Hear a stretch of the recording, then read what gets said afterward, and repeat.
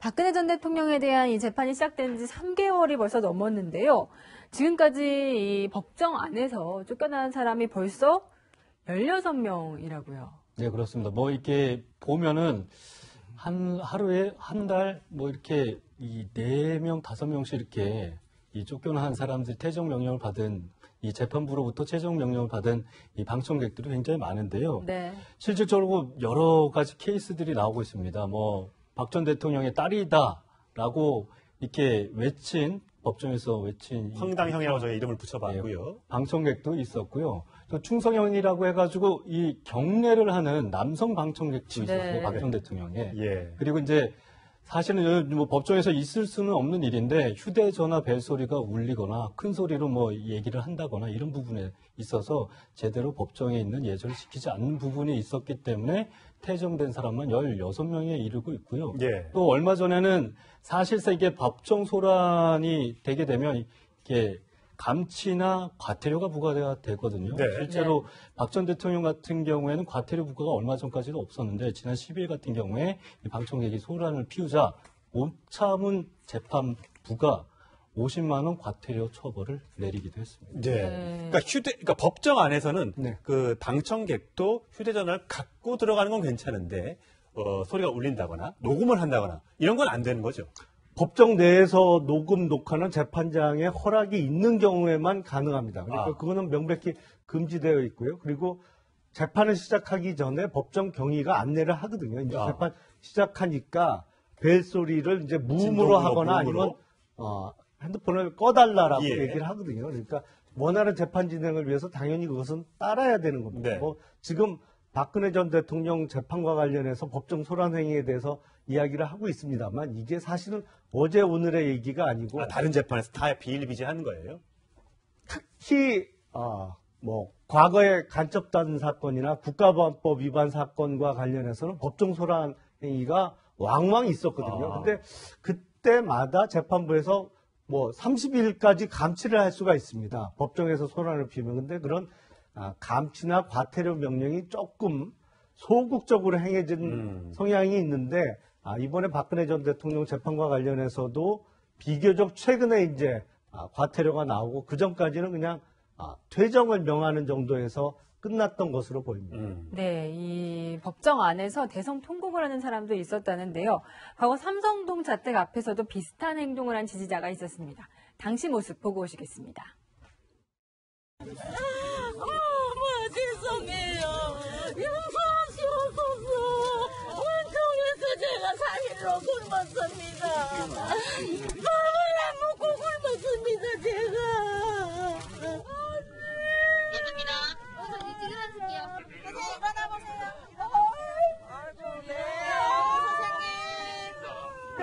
저희가 못 보고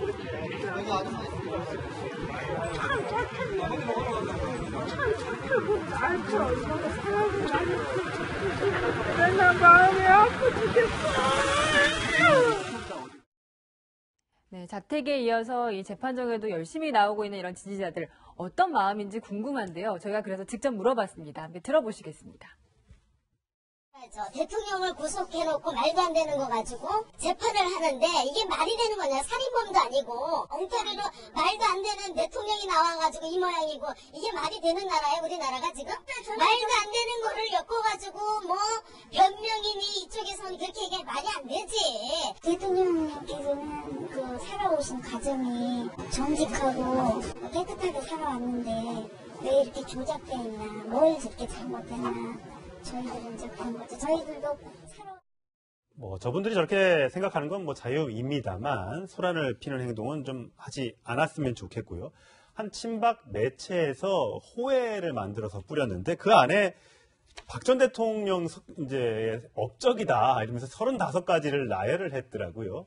그러니까 박 전 대통령이 뭐 재임 시절에 아무것도 안 했다고 얘기하면 그건 잘못된 얘기겠죠. 예. 박 전 대통령도 여러 가지 일을 했으니까 그거에 대한 공과를 얘기하는데 공에 대해서도 얘기하면 뭐 여러 가지가 있을 수 있을 것 같은데요. 저는 뭐 이렇게 지금 공이라고 35가지를 꼽은 것에 대해서 다 동의는 하지 않지만 이건 보는 시각에 따라서 공이 될 수도 있고 가가 될 수도 있다고 생각돼요.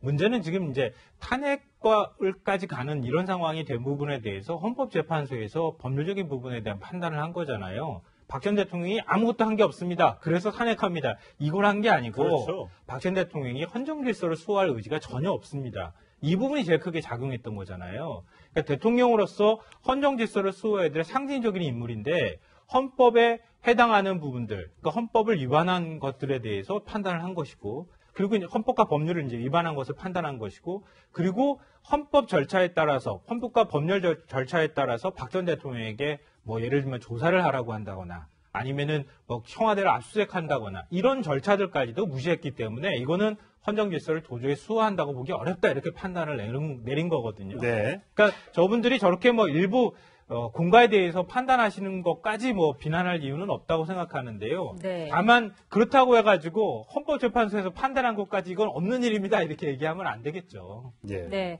그런가 하면 문재인 대통령 취임 기념 우표가 이제 내일 발매가 되는데요.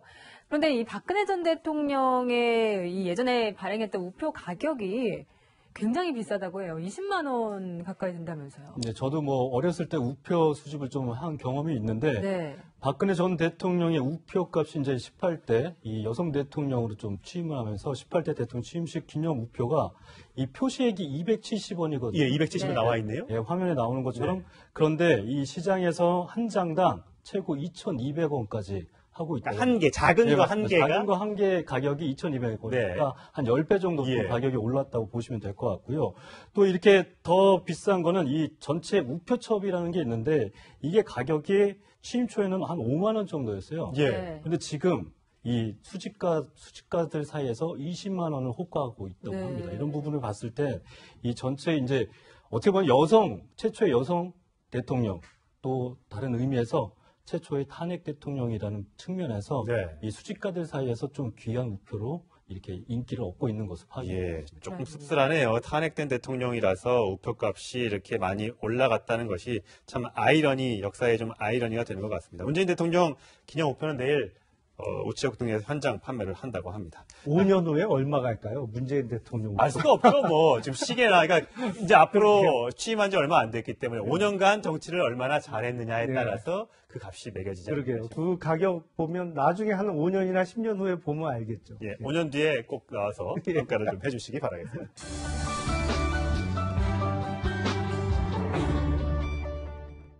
그의 이복 형이었죠. 자칫했으면 김정은의 자리에 이 형이 있었을지도 모르겠는데 하지만 지금은 이 세상 사람이 아닙니다. 자, 김정남 얘긴데 스위스에 뭐 어떻게 하려다가 어떻게 됐다. 이런 증언이 새롭게 나왔습니다.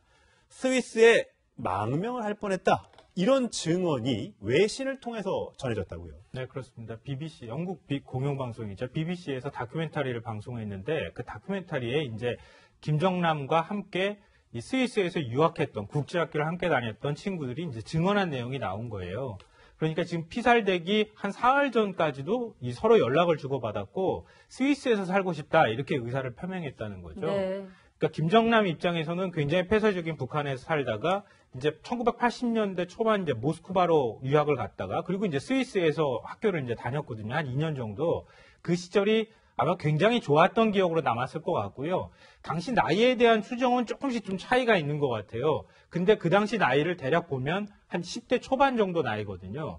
그러니까 한 중학교 정도 우리나라 나이로 다닐 정도의 나이였었는데 그 중학교 정도의 스위스 같은 자유로운 데서 뭐 굉장히 자유롭게 친구들하고 만나기도 하고 이렇게 했던 게 아마 본인의 인생에서는 굉장히 소중한 추억이었었던 것 같고 그 어떤 신변위협을 당시에는 느끼지 않았었기 때문에 이 스위스에 다시 가면 내가 신변위협도 느끼지 않고 다시 여기에서 좀 편안하게 살 수 있겠다 이런 생각을 했던 거 아니겠느냐 이런 추정이 나오고 있는 상황입니다. 네, 네. 김정남이 이제 스위스로 정말 망명을 하려 했는지 그것 때문에 김정은의 미운털이 박혀서 암살을 당한 건지는 정확하게는 아니지만 어쨌든 세계 여러 곳을 떠돌아다녔던 김정남의 입장에서는 굉장히 좀 그 신변의 위협을 느꼈던 것 같고요. 그의 아들 김한솔 군이 있는데 김한솔 군이 지난번에 나왔을 때는 그때 또 네덜란드의 도움을 조력을 받았다라는 얘기를 했었습니다. 이게 보면 스위스, 네덜란드 이렇게 유럽 여러 나라가 나오고 있어서 과연 지금 김한솔 군은 누가 보호하고 있는지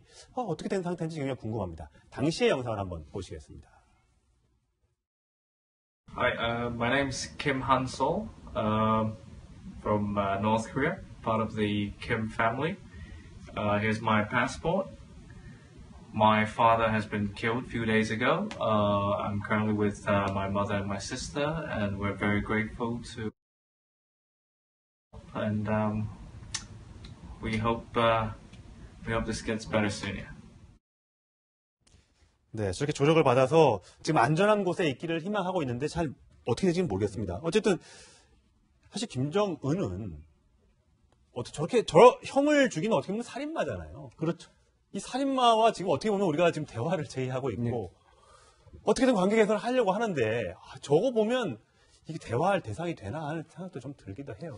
지금 상황을 보면 이제 2차 세계대전 벌어지기 전에 영국의 이제 체인벌린 수상이 히틀러가 체코를 침략했을 때 그거를 이제 무마하고 전쟁을 피하겠다고 계속 평화와 대화를 중시했죠. 예. 그러다가 결국에 히틀러가 유럽을 계속 먹어 들어가는데 제대로 대처를 못하다가 물론 전쟁이 발발하고 노르웨이에서의 작전이 실패하고 바로 처칠 수상으로 정권이 넘어갑니다만 어떤 김정은이라는 정말 형을 독살할 정도의 어떤 악성을 가진 사람에게 대응을 하려면 평화와 대화를 너무 강조하는 것보다는 글쎄요, 전쟁도 불사할 수 있다는 태도를 보여줄 때 오히려 전쟁 억지력이 생기는 것이 아닌가. 그러니까 영국의 체인벌린 수상의 전례를 교훈으로 삼아서 지금 이 정부가 북한에 대한 대응 태세를 조금 궤도 수정이라고 할까요? 예. 보다 좀 강경한 자세를 내세우는 것이 오히려 평화를 가져올 수 있는 방편이 아닐까라는 생각도 들어봅니다. 네, 사실 네. 우리나라 국민보다 미국 국민들 또 괌 주민들이 느끼는 불안감이 더 클지 모르겠습니다. 이렇게 김정남이 어제 김정은이 제가 지도까지 보여드렸습니다만 괌을 타격할 수 있는 지도까지 보면서 이렇게 구체적으로 위협을 하는 듯한 모습을 보여주었는데 북한에서는 지금 칭송대회라는 걸 열고 있답니다. 많은 사람들을 모아놓고 군중대회를 하고 백두산 위인 칭송대회라는 걸 하면서 김정은을 각하라고 했다네. 각하. 21세기의 위대한 태양 이렇게 하면서 어떻게 보면 진짜 이게 김정은이 내부 결속을 다지기 위해서 자기가 지금 위치가 계속 곤궁해지니까 그거를 바깥으로 위협을 돌림으로써 본인의 위상을 좀 강화하려는 의도가 딱 이제 읽히는 것 같습니다. 그렇죠. 그런 의도가 있다고 봐야 되겠죠. 전 세계 어느 독재자나 마찬가지로 전 국민을 동원하잖아요. 이런 동원에서 대규모 군중대회 열고 본인에 대한 어떤 충성이나 이런 것들을 끌어내는 작업, 그러니까 외부의 위협을 안에 어떤 내부 결속을 위해서 활용하는 이런 모습들을 많이 보이는데요. 방금 전에도 말씀하셨던 것처럼 김정은 정권은 진짜 부정한 정권이죠. 김정은 정권을 세계 어느 나라가 인정하겠습니까? 당연히 인정하지 말아야 될 것 같고 또 인정해서도 안 되는 건데 문제는 뭐냐 하면은 우리가 처한 딜레마가 바로 거기서부터 시작되는 건데 북한에 있는 거의 다 99%, 99.99%를 차지하고 있는 그 많은 주민들을 어떻게 할 거냐 이런 거예요. 네. 한반도에서 그 김정은 정권이 위협하고 어떤 군사 무기로 지금 전 세계에 어떤 불안을 조성하고는 있지만 그렇다고 하더라도 그 많은 사람들을 그러면 우리는 그 사람들을 다 적대시할 건가? 그리고 무력으로 그걸 제압해야 될 건가? 무력으로 제압하면 결국 한반도 전체가 전쟁의 참화 속으로 다시 들어가는 거잖아요. 그런 모순에 우리가 계속 빠져 있기 때문에 어떻게 하는 것이 가장 현명한 방법인 것인가에 대한 고민이 있는 것 같고요. 그렇기 때문에 때로는 어떻게 보면 제재와 압박으로 또 군사적 대응이 필요할 때는 있을 거고 또 그렇지 않을 때는 대화의 국면도 필요할 거라고 생각되는데요. 문제는 뭐냐면 지금처럼 미국과 북한이 이렇게 첨예하게 대립하고 있는 상황에서 우리가 거기에 같이 뛰어들어서 대입하게 될 경우에 그럼 나중에 가서 결정적인 순간에 우리가 대화로 뭔가 풀어야 될 국면에서 우리가 풀 수 있는 어떤 기회를 우리가 스스로 박차하는 것은 아닐까? 예. 여러 가지 하여튼 고민이 드는 건 사실인 것 같아요. 그러니까 결국은 우리가 압도할 수 있는 힘을 갖고 있어야 한다. 그렇지만 북한과 비록 인정할 수 없는 정권이라 하더라도 문제를 풀어나가면서 공존할 수 있는 방법이 뭘까? 이런 것들에 대한 고민들을 끊임없이 해야 될 것 같아요. 예. 이거는 마지막으로 꼭 한마디 드리고 싶은데요. 외교는요, 힘으로 보여줘서 외교를 푸는 게 아니고 부드러운 말로, 힘은 뒤에 두고 난 다음에 부드러운 말로 푸는 거예요. 그러니까 북한하고 풀 때 우린 뒤에 튼튼한 국방력을 가지고 문제를 풀어가되 대신에 북한하고의 대화나 이런 것들은 하는 게 저는 개인적으로 맞다고 생각해요. 예. 자, 강력한 대북 억제력, 힘을 바탕으로 한 대화, 외교, 제재와 대화를 병행해야 된다는 데는 많은 분들이 공감을 하시겠지만 일단 김정은에게 우리 힘이 얼마나 대단한지, 한미 동맹이 얼마나 단단한지를 먼저 확실히 한번 좀 보여줄 수 있는 단호한 결기가 있어야 될 것 같습니다.